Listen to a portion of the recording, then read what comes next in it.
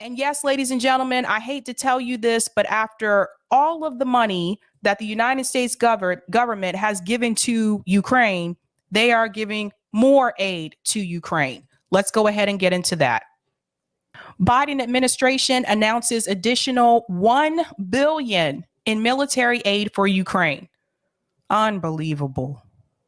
The Biden administration announced on Wednesday it was providing an additional $1 billion in military aid to Ukraine to fight Russia, a package that includes shipments of additional howitzers, ammunition, and coastal defense systems. U.S. President Joe Biden spoke by phone with Ukrainian President Zelensky on Wednesday ahead of the announcement, which the Pentagon said included providing Ukraine with 18 howitzers, 36,000 rounds of howitzer ammunition, and 2 Harpoon coastal defense systems. I informed President Zelensky that the United States is providing another $1 billion in security assistance for Ukraine, including additional artillery and coastal defense weapons, as well as ammunition for the artillery and advanced rocket systems that the Ukrainians need to support their defense operations in Donbas. We also discussed Secretary Austin's efforts in Brussels today to coordinate additional international support for the Ukrainian armed forces. I have to say something here for just a second. At this point in the game, based on what I've seen and based on what I've read, what is this going to do? It is very clear to any of you that have been paying attention, they are losing. They are losing. They cannot win this. So why is the United States government still giving them more aid? Do you know we have people in this country right now that can't afford gas to get to work? Where's the money for that? We still have a baby formula shortage in this country. We have expensive grocery prices. We can't pay the American people a living wage. We can't even give them a $15 minimum wage. And by the way, Democrats voted against that as well as Republicans, by the way. I want to remind you, 8 Democrats voted against it in the Senate. There was no money for that, they said. We don't have it. But they have given billions and billions of dollars to Ukraine, while the American people here are continuing to struggle and continuing to suffer. And what I would like to see, as many times as I've seen people interview Ro Khanna, I've seen him on CNN, MSNBC, Fox News, Fox Business. I would like for them to push him, since he seems to be the only one that's willing to go on, and ask him, when are they going to do something financially to get Americans out of this rut? Because you're already showing the American people that the money is there. You're just not giving it to us. When are they going to cut this bloated military budget and distribute those funds to the American people? Whether you put this in the school system, whether you give us a living wage, have at it. With all that money, you could have given people universal health care. I'm going to get into that in just a second about some numbers to show you why that's not happening too. So let's go back in. Unbelievable. The latest weapon package comes as Ukraine's military is burning through its Soviet-era ammunition, while Ukrainian officials have pleaded with the West to send additional heavy weaponry as the war with Russia girds on. Yeah, but people are pleading right here in America. Western intelligence and military officials believe the war is at a critical stage that could determine the long-term outcome of the conflict, while Russia has amassed a significant artillery advantage around 2 key cities in eastern Ukraine. Zelensky thanked Biden on Wednesday for his consistent, unwavering support. I'm sure he did.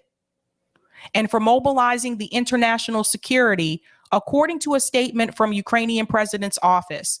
The security support from the United States is unprecedented. It brings us closer to a common victory over the Russian aggressor. You are not going to win. Right now, he is bleeding us dry. Bleeding us dry. And I hope more people call this out. When they lose, I hope more people call this out, that you gave them all this money and all this aid. And by the way, for people who are telling you that it's just weapons, it's not just weapons. And I'm going to show you in just a second. You gave them all this aid and all this money for them to lose. Here we go. A Pentagon spokesman said the U.S. has now committed more than $5 billion in security assistance to Ukraine since Russia invaded in February. The latest tranche of weapons includes ammunition for high mobility artillery rocket systems, or HIMAR. Let me just say HIMARS. I don't know why I was going to do that. HIMARS. And tactical vehicles to recover equipment, as well as thousands of secure radios and thousands of night vision devices, thermal sights, and other optics. And I have another question before I get into this part. Why? No, I'm going to say it. Why isn't anybody else helping them out? Why are we the ones funding all the money? Why are we the ones fronting all the money? Where's everybody else? Can someone answer that question? Why do we have to be the ones to come in and help and bail them out? Where are their allies? They're a part of NATO, right? Where are all the other ones? Why aren't they giving them aid? I don't know. I don't know. I'm frustrated, you guys. I'm so frustrated about this. It goes on to say the package is expected to include weapons and supplies that can be quickly shipped from existing U.S. stockpiles, as well as issuing new contracts for long-term supplies. For something happened here. Yeah, I think they forgot a word there. Yeah, CNN, you forgot a word. Interesting. The U.S. will also provide, there's more, $225 million in humanitarian assistance to Ukraine, which Biden said will go towards supplying safe drinking water, critical medical supplies, health care, food, shelter, and cash for families to purchase essential items. This is the part that really made me want to just rip my hair out. The U.S. will also provide $225 million in humanitarian assistance. This will go towards supplying safe drinking water. We have cities and towns right here in the United States that don't have safe drinking water. What about people in Flint? And by the way, it's not just Flint. There are towns like Flint in this country that are not in Michigan. It's not just Flint. Safe drinking water. So you can give someone else safe drinking water, but you can't give us safe drinking water? Is that how this works? Everyone should be livid about this. They go on to say critical medical supplies and health care. Oh, isn't that so nice that you want to give someone else health care, but you can't even give us health care? You can't even fix the healthcare system in the United States, but you're going to give healthcare to someone else. Someone explain that to me. Tell me how that makes any sense. There's more. Food, shelter, food and shelter, ladies and gentlemen. We have food shortages right here in the United States. We have millions of homeless people in the United States. We can't provide shelter to our own damn people, but we're going to give shelter to people abroad. Funny how we magically can come up with the money to do it for someone else, but when it's our own people right here in the United States, they don't have the money.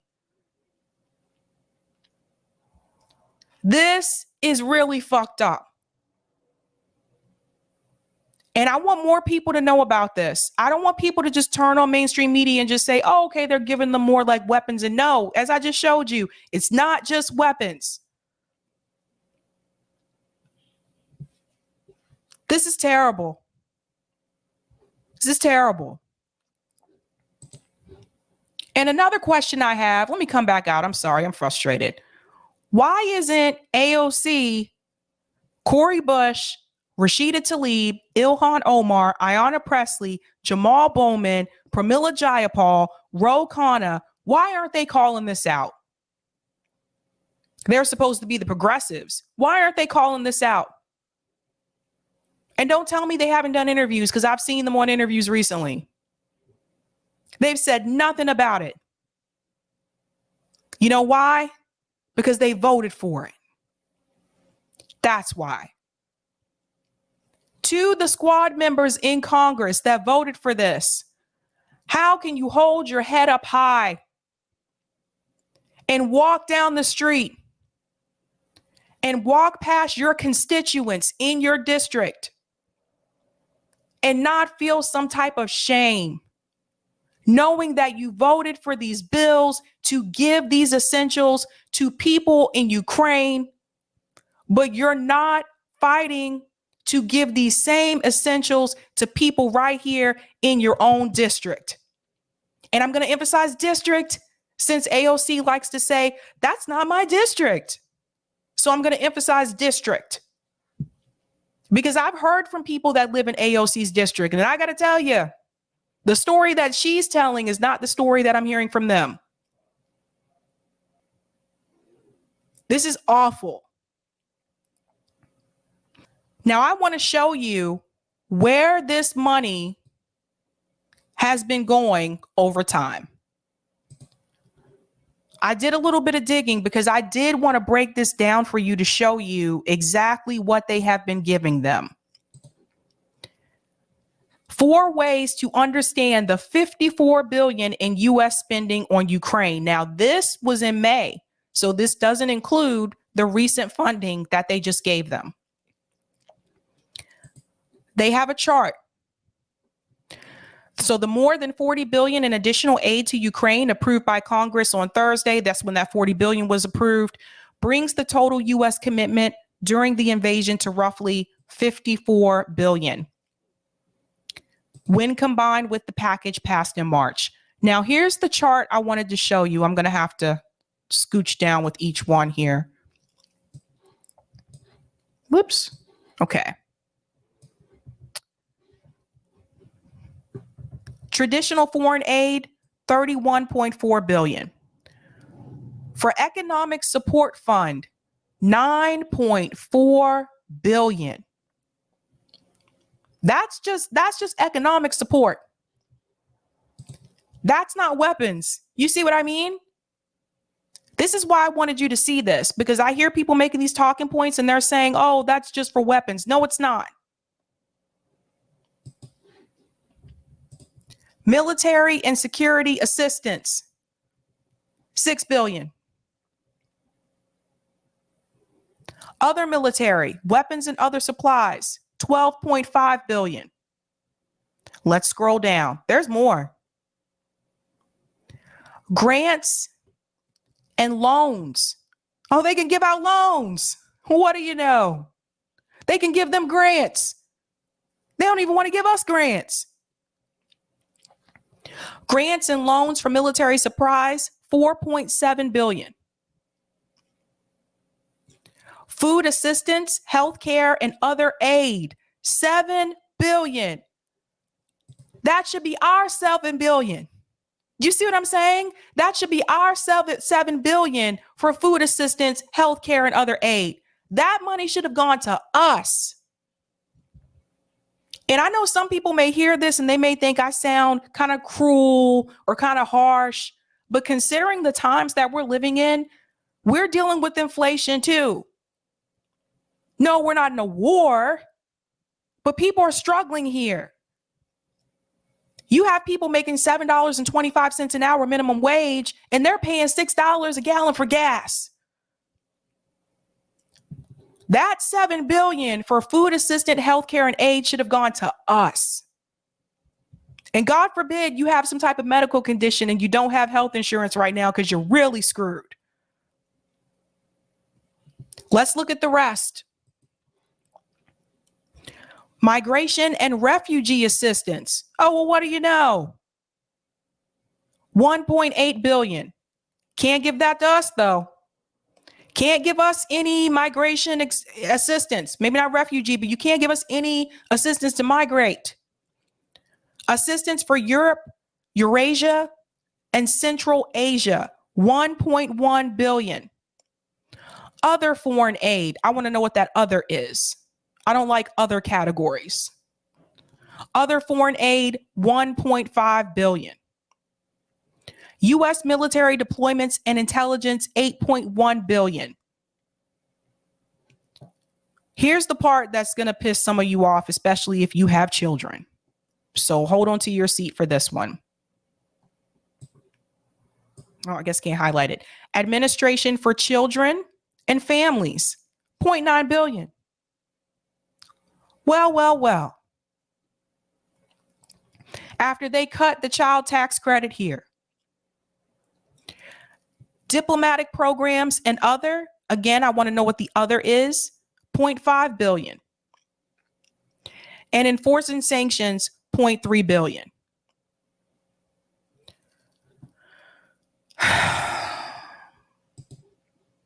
This is not acceptable. If there's anything to make people want to get out in the streets, and I've talked about this before, the economic crisis that we are dealing with in this country should be enough to push everybody out. And that's what drives me crazy, because it's really hard to organize right now. It's hard to get people to even want to do it. I'm looking at videos and I'm looking at the numbers of people that came out after George Floyd. And don't get me wrong, yes, that should have happened. But where is that same outrage right now? Why can't we get everybody out right now? Why? Because this is a class issue. See, that's the difference. One was a racial issue, injustice issue. This is a class issue. So people who are wealthy, people who are upper middle class, they're not hurting as much as the rest of us. So try convincing them to come out and protest.